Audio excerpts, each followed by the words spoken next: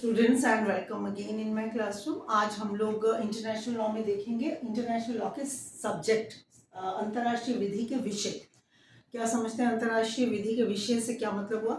इसका मतलब हुआ कि अंतर्राष्ट्रीय विधि जब हम देखते हैं तो क्या ये जैसे मैंने आपको पहले भी बताया कि ये स्टेट्स के रिलेशनशिप को रेगुलेट करती है। तो क्या स्टेट्स ही इसके विषय है? क्या ये स्टेट्स के बारे में ही बात करती है, काम करती है, या स्टेट्स पर ही अप्लाई होती है, या फिर कुछ और भी एंटिटीज या कुछ और भी विषय हैं जिन पर ये लागू होती है? तो इसका मतलब है कि अंतर्राष्ट्रीय विधि के विषय क्या क्या हैं, क्या सिर्फ स्टेट्स हैं या और भी हैं? तो सामान्यतः ये बोला जाता है, सुनिए, ordinarily international law deals with the rights and duties of the states. But इसका मतलब ये नहीं है कि वो उसकी राइट्स एंड ड्यूटीज के साथ ही जुड़ी हुई है या आपसी राज्यों के आपसी संबंधों को ही ये रेगुलेट करती है या नियमित करती है। इसका मतलब ये नहीं है कि सिर्फ राज्यों से ही जुड़ी हुई है, सिर्फ राज्य ही या सिर्फ स्टेट्स ही इसके विषय हैं। This does not mean that other entities और individuals are outside the scope of the international law. इसका मतलब ये नहीं है कि कुछ अदर एंटिटीज का मतलब होता है गैर राज्य इकाइयां, जैसे इंटरनेशनल इंस्टीट्यूट्स हो सकते हैं या इंडिविजुअल्स हो सकते हैं। इंडिविजुअल मतलब व्यक्ति। तो ये कह रहे हैं कि सिर्फ राज्य ही इसके विषय नहीं है, कुछ गैर राज्य इकाइयां और इंडिविजुअल या व्यक्ति भी इसके विषय हो सकते हैं। सुनिए, सामान्यतः अंतर्राष्ट्रीय विधि का संबंध राज्यों के अधिकार, उत्तरदायित्व और हितों से है, लेकिन इसका मतलब ये नहीं है कि सिर्फ राज्य ही इसके विषय हैं। Subjects of international law means, इसका मतलब ये है एक इंडिविजुअल या एक यूनिट, एक ऐसी unit, subjects of international law जो है, जो विषय इसको बोला, जिसको अंतर्राष्ट्रीय विधि का विषय बोला जाता है, वो क्या है? वो एक ऐसी इकाई है, वो ऐसा एक इंडिविजुअल या इकाई है जिसे विधि राइट देती है और ड्यूटीज देती है, कुछ अधिकार देती है, जिसे लॉ कुछ अधिकार देता है और कुछ उत्तरदायित्व या ड्यूटीज देता है, या लॉ में कुछ ड्यूटीज और रिस्पॉन्सिबिलिटीज होती हैं। इंटरनेशनल पर्सनैलिटी अगर आपको मिल गई है, अगर आपको ये कहता है कोई कि इंटरनेशनल पर्सनैलिटी है, ये एंटिटी जो है ये इंटरनेशनल पर्सनैलिटी है, अंतर्राष्ट्रीय व्यक्तित्व है ये, तो इसका मतलब क्या होता है? इसका मतलब ये है कि आप इंटरनेशनल लॉ के सब्जेक्ट बन गए हैं। मतलब इंटरनेशनल लॉ का सब्जेक्ट वो है, विषय वो है जिसको अंतर्राष्ट्रीय व्यक्तित्व मिल चुका है, इंटरनेशनल एक पर्सनालिटी मिल चुकी है, अंतर्राष्ट्रीय व्यक्तित्व मिल चुका है, और इंटरनेशनल राइट्स एंड ड्यूटीज रखने में वो केपेबल हो गया है, अंतर्राष्ट्रीय अधिकार और दायित्वों को निभाने में वो केपेबल हो गया है, वो समर्थ हो गया है। तब ये कहा जाता है कि वो अंतर्राष्ट्रीय एक व्यक्तित्व उसको मिल गया है और ये अंतर्राष्ट्रीय विधि में ये उसका विषय है, ऐसा बोला जाता है। तो सुनिए, इसके बारे में 3 थ्योरीज हम देखेंगे, 3 सिद्धांत हम देखेंगे। अंतर्राष्ट्रीय विधि के विषयों के बारे में 3 सिद्धांत हैं जो मेन है। फर्स्ट है, states alone are subject of international law. ये कहते हैं कि केवल स्टेट ही, केवल राज्य ही इसके विषय हैं। इसका जो एडवोकेट इसको करते हैं ओपेनहाइम, जो ओपेनहाइम है आपके फर्स्ट जिन्होंने डेफिनेशन इंटरनेशनल लॉ की दी थी, जो ज्यूरिस्ट हैं ओपेनहाइम, उन्होंने वो इसको एडवोकेट करते हैं। फर्स्ट इसका सिद्धांत प्रतिपादित ओपेनहाइम ने किया। वो कहते हैं कि क्योंकि अंतर्राष्ट्रीय विधि राज्यों के आचरण को नियंत्रित करती है, राज्यों के आपसी संबंधों को नियंत्रित करती है, इसलिए राज्य ही इसके विषय हैं। प्रोफेसर ओपेनहाइम ये ऐसा कहते हैं कि सिर्फ स्टेट ही, और किसी एंटिटी को इन्होंने अंतर्राष्ट्रीय विधि का विषय नहीं माना। ये कहते हैं सिर्फ स्टेट ही इसके विषय हैं और अंतर्राष्ट्रीय विधि सिर्फ स्टेट्स पर लागू होती है और उन्हीं के संबंधों को, उन्हीं के आपसी आचरण को नियमित करती है, रेगुलेट करती है। बट इसे क्रिटिसाइज किया जाता है, इसके लिए कहा जाता है कि स्टेट्स को प्रायोरिटी तो दी जा सकती है। ये कहा जा सकता है कि स्टेट्स को फर्स्ट नंबर पर आप रख सकते हैं कि अंतर्राष्ट्रीय विधि के जो विषय हैं उनमें नंबर 1 तो दिया जा सकता है, स्टेट्स को प्रायोरिटी दी जा सकती है, बट ये एक्सक्लूसिवली उसके सब्जेक्ट नहीं कहे जा सकते कि अकेले ही राज्य उसके सब्जेक्ट हैं या विषय हैं अंतर्राष्ट्रीय विधि के, ये नहीं कहा जा सकता। इंटरनेशनल लॉ के ये अकेले सब्जेक्ट नहीं कहे जा सकते। ये कहते हैं कि बहुत सारे चीज़ें हैं अंतर्राष्ट्रीय विधि में, बहुत सारी ऐसी चीज़ें हैं, रूल्स हैं, रेगुलेशंस हैं जो मनुष्यों पर, इंडिविजुअल्स पर डायरेक्टली, प्रत्यक्ष रूप से या अप्रत्यक्ष रूप से उनको इफेक्ट करते हैं, एक इंडिविजुअल को प्रभावित करती हैं, इसलिए ये कहा जाता है कि जो अंतर्राष्ट्रीय विधि है उसके इंडिविजुअल भी विषय हैं। तो सुनिए, ये कह रहे हैं कि international many of its rules are directly concerned with regulating the position and activities of individuals and many more indirectly affect them। वो कह रहे हैं कि बहुत सारे ऐसे रूल रेगुलेशन हैं जो इंसानों को, इंडिविजुअल्स को, सिटीजन्स को, जो स्टेट्स के सिटीजन्स हैं उनको इफेक्ट करती हैं, उनको प्रभावित करती हैं। इसलिए thus it is wrong to say that individuals are not the subjects of international law। जो ओपेनहाइम थे उन्होंने इंडिविजुअल्स को, एक व्यक्तियों को, जो स्टेट्स के जो सिटीजन्स थे उनको अंतर्राष्ट्रीय विधि का विषय मानने से इनकार कर दिया था। बट इसके लिए उनको क्रिटिसाइज किया जाता है, उनकी आलोचना की जाती है और कहा जाता है कि जो अंतर्राष्ट्रीय रूल्स रेगुलेशंस हैं, अंतर्राष्ट्रीय विधि के नियम हैं जो, वो डायरेक्टली या इनडायरेक्टली लोगों को, सिटीजन्स को प्रभावित करते हैं, इसलिए उनको अंतर्राष्ट्रीय विधि के विषय माना जाना चाहिए। और सेकंड पे आ जाइए आप। ये कह रहा है, सेकंड जो आपका सिद्धांत है वो कह रहा है केवल व्यक्ति ही विषय है अंतर्राष्ट्रीय विधि के, only individuals are subject of international law. ये कहता है, ये आपके जो ज्यूरिस्ट हैं केल्सन और Westlake, Kelsen and Westlake, Kelsen and Westlake कहते हैं कि सेकंड इनकी थ्योरी है। ये कह रहे हैं कि इस मत के समर्थक केल्सन और वेस्टलेक कहते हैं कि राष्ट्रों के कर्तव्य तथा अधिकार उन मनुष्यों के कर्तव्य और अधिकार हैं जिनसे कि वो राष्ट्र बना है। ये कहते हैं, केल्सन और वेस्टलेक कह रहे हैं कि राष्ट्र एक अमूर्त चीज है, मतलब वो उसमें एक राष्ट्र बनता किससे है? वहां के लोगों से, वहां के सिटीजन से। तो ये कहते हैं कि राष्ट्रों के कर्तव्य और अधिकार उन मनुष्यों के कर्तव्य और अधिकार हैं जिनसे कि वो राष्ट्र बना है, जिनसे उनका निर्माण हुआ है। The duties and rights of the states are only the duties and rights of man who compose them, जिनसे वो बना है। तो अंतर्राष्ट्रीय विधि में राज्यों के कर्तव्य अंतिम रूप से व्यक्तियों के कर्तव्य हैं। स्टेट लॉ में ये प्रत्यक्ष रूप से डायरेक्टली इंडिविजुअल्स पर अप्लाई होते हैं, जैसे इंडिया का जो लॉ है वो, उससे यहाँ के सिटीजन्स डायरेक्टली इफेक्ट होते हैं, डायरेक्टली उन पर ये लागू होता है और वो उनसे प्रभावित होते हैं।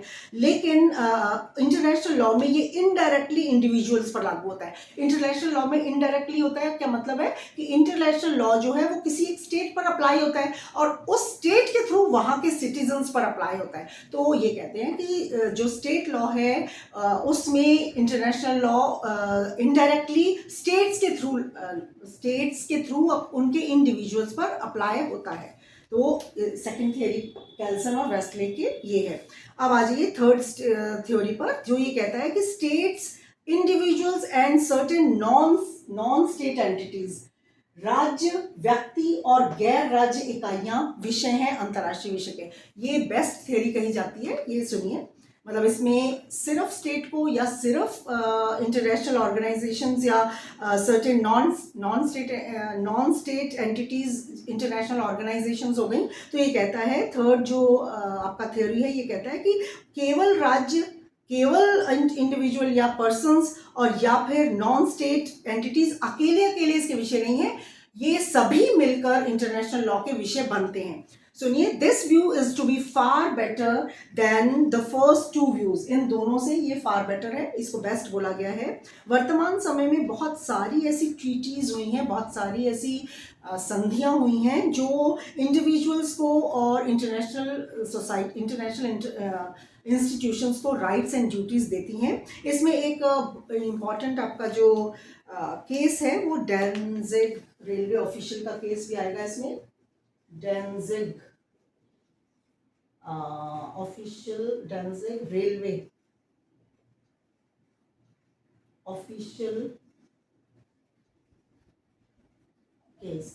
इसमें आप ये बताएंगे, डेंजिग रेलवे ऑफिशियल केस में जो फैक्ट्स थे, इसमें जो एक रेलवे सोसाइटी थी, रेलवे जो कंपनी थी, उससे ट्रांसफ़र कर दिया गया था डेंजिग से पोलैंड में उसको अंतरित कर दिया गया था। उस समझौते द्वारा पोलैंड में डेंजिक से पोलैंड में इस रेलवे ऑफिशियल कंपनी को अंतरित कर दिया गया था, ट्रांसफ़र कर दिया गया था। तो इस समझौते द्वारा उसमें समझौता हुआ था दोनों स्टेट्स में। तो उस समझौते द्वारा पोलैंड ने ये स्वीकार किया था कि वह उस कंपनी के कर्मचारियों को कुछ सुविधाएं, कुछ फैसिलिटीज़ देगा।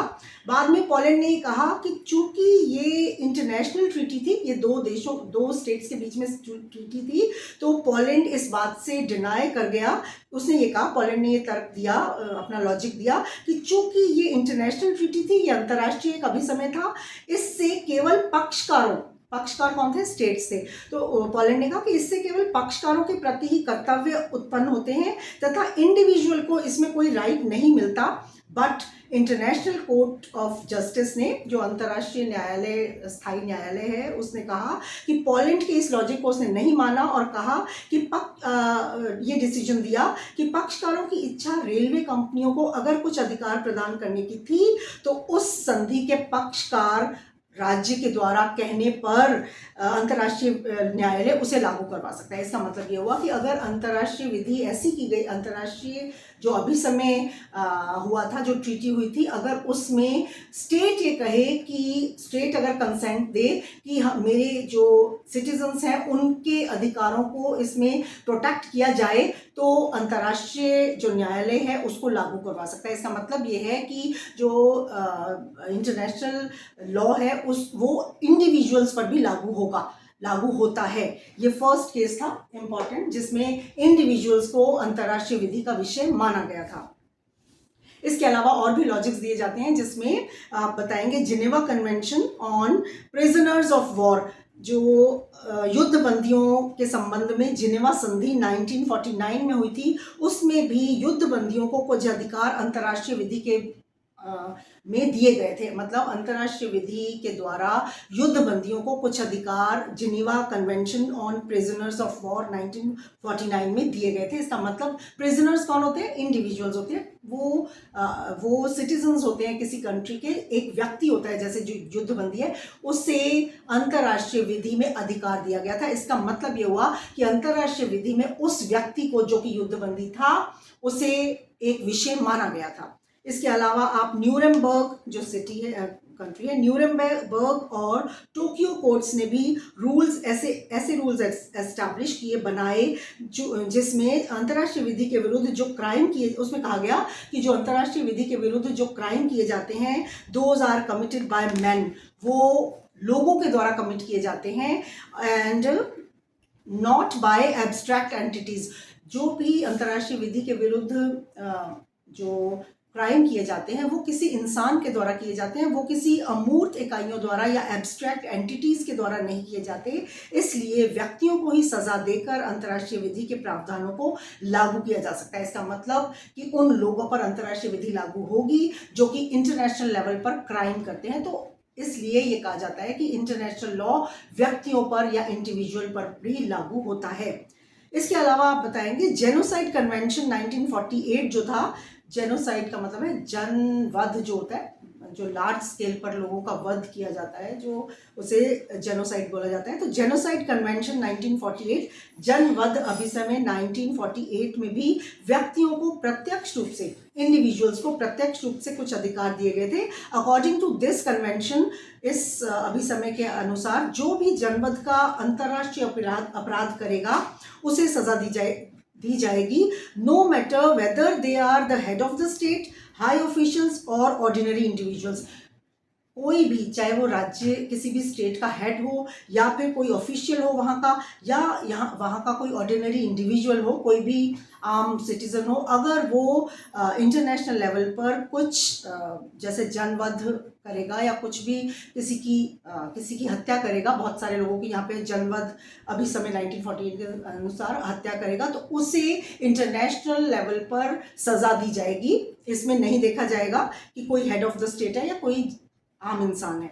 इसके अलावा आप बताएंगे कि European convention on human rights 1950, जो यूरोपियन कमीशन बनाया गया था, European convention on human rights 1950 के अंतर्गत जो यूरोपियन कमीशन बनाया गया था, मानव अधिकारों के उल्लंघन के संबंध में इन्वेस्टिगेशन वो कर सकता है with the consent of the state concern. जो उससे जुड़ा हुआ स्टेट है, कंसर्न स्टेट है, उसके आग्रह पर उससे जो मानव अधिकारों के उल्लंघन के संबंध में इन्वेस्टिगेशन वो कर सकता है। तो इस तरीके से बहुत सारी ऐसी आपको ये तर्क या लॉजिक्स देने पड़ेंगे जिसमें आप ये बताएंगे कि इंटरनेशनल विधि के विषय केवल स्टेट नहीं है। आप बहुत सारी ऐसे ये जो लॉजिक्स मैंने आपको बताए इनके आधार पर आप ये बताएंगे कि अब स्टेट्स के साथ इंटरनेशनल ऑर्गेनाइजेशंस और इंडिविजुअल्स भी इंटरनेशनल लॉ के सब्जेक्ट्स माने गए हैं। Thank you so much for watching. This is all about